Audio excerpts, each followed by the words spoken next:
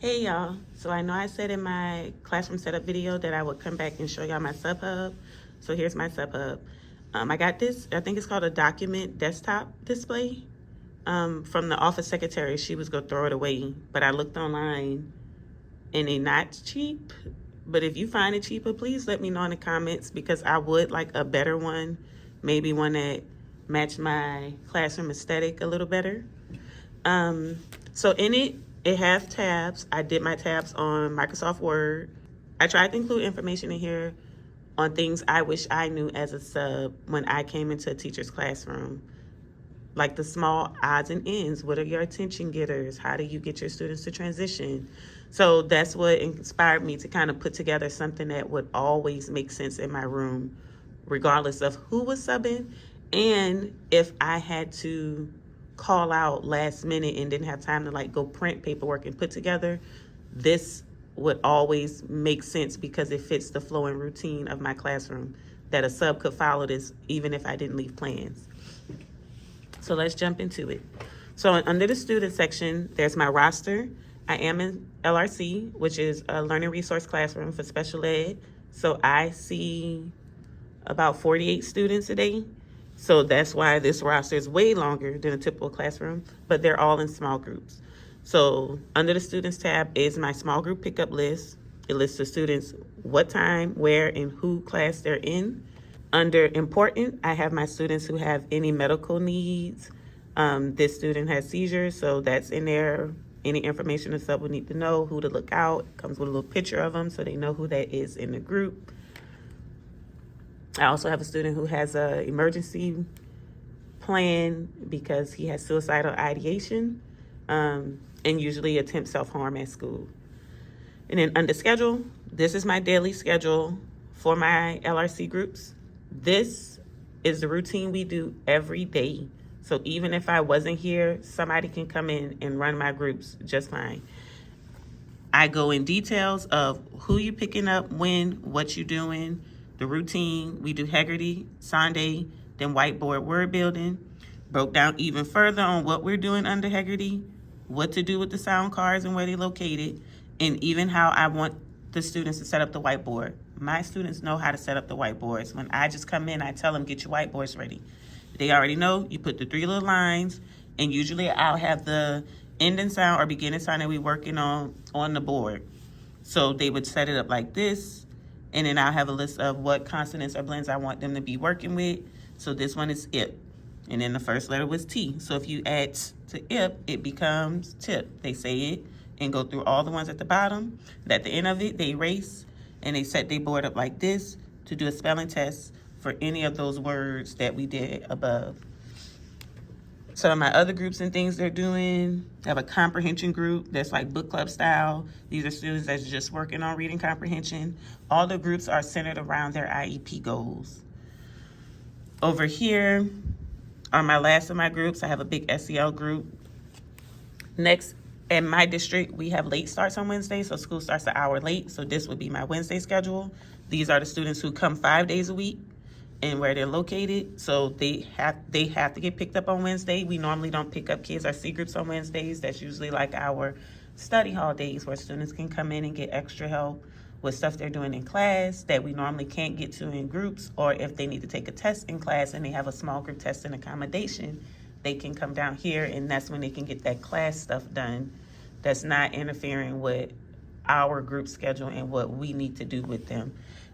Teachers can sign up their kids to come down at certain times on Wednesdays, because Wednesday's usually like a hard day to pick up groups anyway with the late start. Some of them come in and got 20 minutes and they're going straight to recess or lunch. So that day is usually a wash.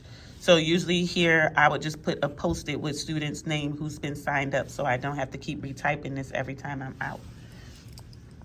I have my arrival and dismissal responsibility.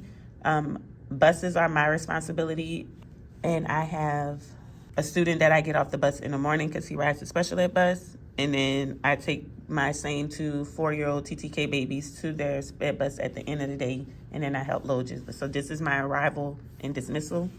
These are my classroom routines and procedures, because you know when you go out and you have a sub, kids will try it.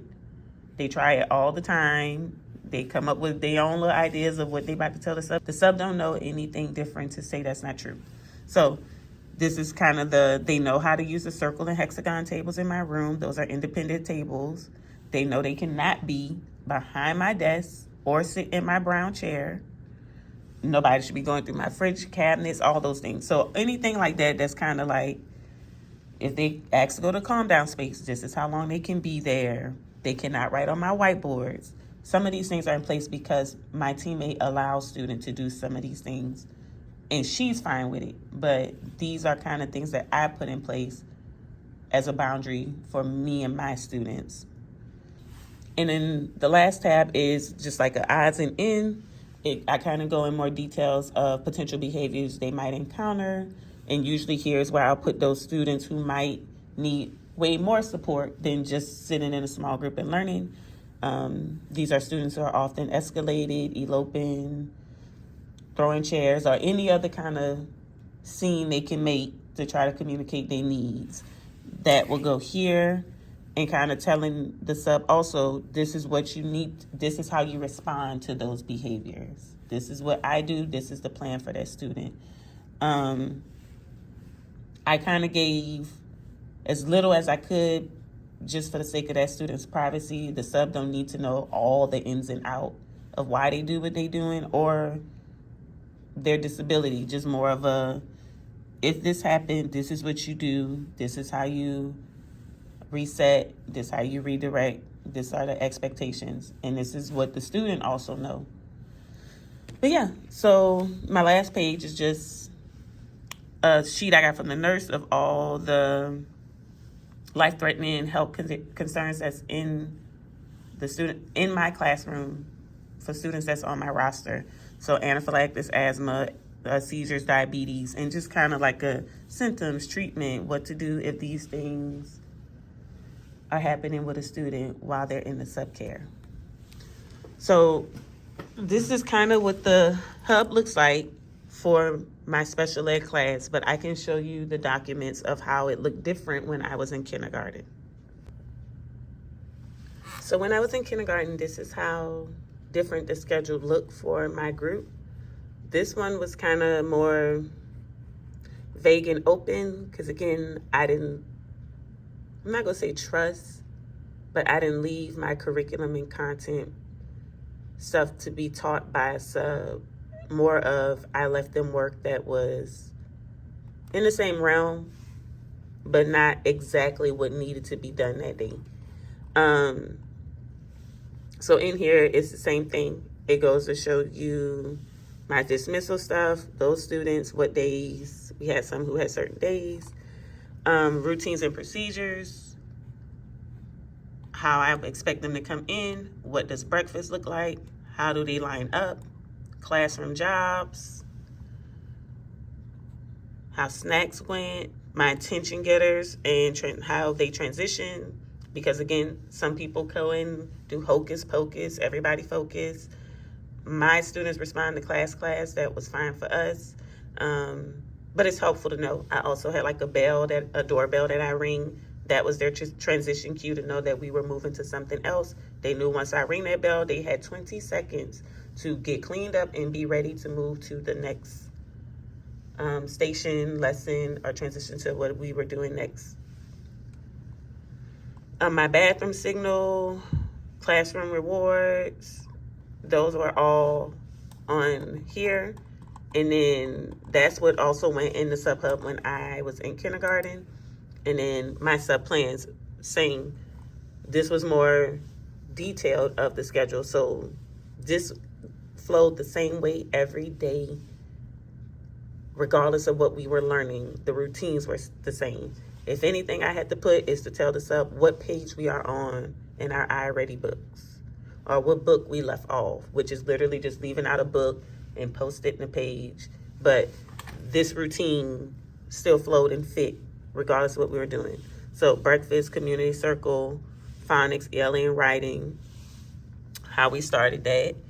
We also had choice time, when they went to lunch, recess, when the break started for them, math, science, snack, and what specialists we have. The same was for my dismissal procedures, was also included here. If I just took the morning off, I had the half-day AM subplans.